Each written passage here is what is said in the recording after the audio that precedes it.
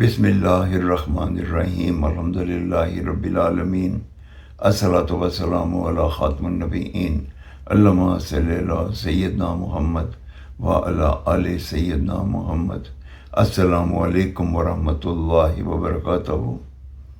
میرے ناظرین و سامعین، میری آج کی گفتگو درود پاک کے متعلق ہے کہ درود پاک ایک مکمل وظیفہ ہے اور یہ ہماری دنیا اور آخرت کی ہر طرح کے معاملے میں زندگی کی کامیابی کا سبب ہے۔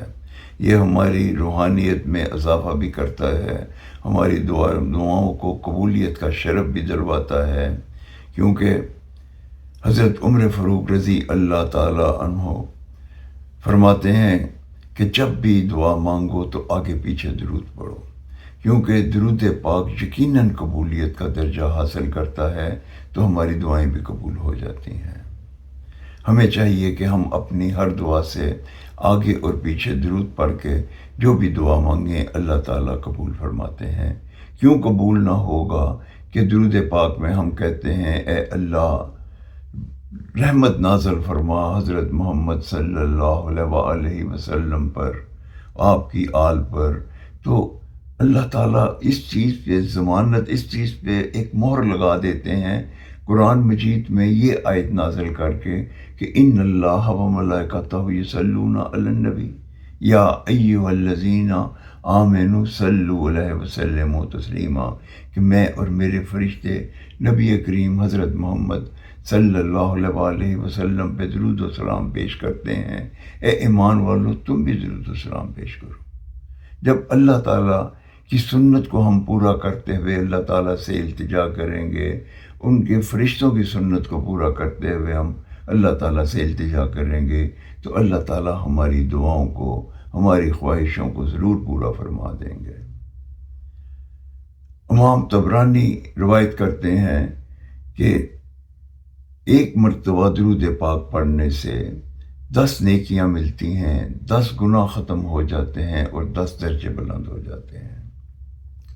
اور اگر ہم 10 مرتبہ درود پاک پڑھیں تو 100 نیکیاں ملتی ہیں، 100 درجے بلند ہو جاتے ہیں اور 100 گناہ ہمارے کم ہو جاتے ہیں۔ اور اگر ہم 100 مرتبہ درود پڑھ لیں گے تو ہمارے ماتھے پہ لکھا جائے گا یہ جہنمی نہیں، یہ شرک سے بری ہے، یہ جہنم اور نفاق سے آزاد ہے۔ اب درود پاک کتنا پڑھا جائے، کتنی کثرت سے پڑھا جائے؟ ویسے تو جتنا گڑ ڈال لیں اتنا میٹھا ہوتا ہے، مگر کچھ ہمارے جو علماء ہیں وہ یہ کہتے ہیں کہ 313 مرتبہ درود شریف پڑھنا بھی کثیر تعداد میں شامل کیا جاتا ہے۔ اب درود پاک پڑھنے سے ہمیں کیا ملتا ہے؟ ایک مرتبہ سعدی رتبار کے جنگل میں کھڑے تھے، ایک بندہ چیتے کے اوپر سانپ کا کوڑا پکڑے ہوئے ان کے پاس سے بھاگتا ہوا گزرا، تو جب سعدی ڈر گئے تو اس نے پوچھا سعدی ڈر گئے؟ تو سعدی فرمانے لگے کہ چیتے پہ بیٹھے ہو، ہاتھ میں سانپ کا کوڑا پکڑا ہوا ہے اور پھر کہتے ہو کہ میں ڈر گیا۔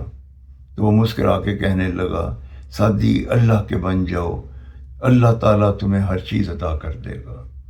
اس چیز سے ہمیں یہ ایک چیز پتہ چلتی ہے کہ درود پاک کی کثرت کرنے سے اللہ تعالیٰ ہماری روحانیت میں بھی اضافہ کرتے ہیں، اللہ تعالیٰ کی ہر چیز بندے کے بھی تابع ہو جاتی ہے۔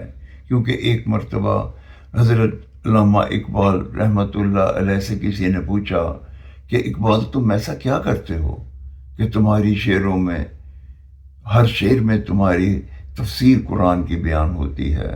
تو حضرت علامہ اقبال رحمۃ اللہ علیہ نے کہا کہ میں نے 1 کروڑ مرتبہ نبی پاک صلی اللہ علیہ وآلہ وسلم پہ درود و سلام پیش کیا ہوا ہے، تبھی تو ان کے شعروں میں یہ تھا کہ کی محمد سے وفا تو نے تو ہم تیرے ہیں، یہ جہاں چیز ہے کیا لوح و قلم تیرے ہیں۔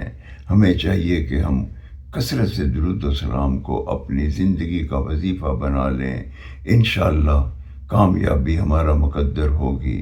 ہم اس بات کو یہاں ختم کرتے ہوئے یہ کہتے ہیں کہ اللہ تعالیٰ لاکھوں کروڑوں اربوں سلام حضرت محمد صلی اللہ علیہ وسلم پر، آپ کی آل پر، آپ کی اطرت پر، یا اللہ ان کے وسیلے سے، ان پہ درود و سلام کی برکت سے ہم پہ بھی اپنی رحمت نازل فرما، ہمیں گناہ کرنے کی توفیق عطا نہ فرما، اور ہمیں محمد اور آل محمد کے راستے پہ چلنے کی توفیق عطا فرما۔ آمین یا رب العالمین۔ السلام علیکم ورحمۃ اللہ وبرکاتہ۔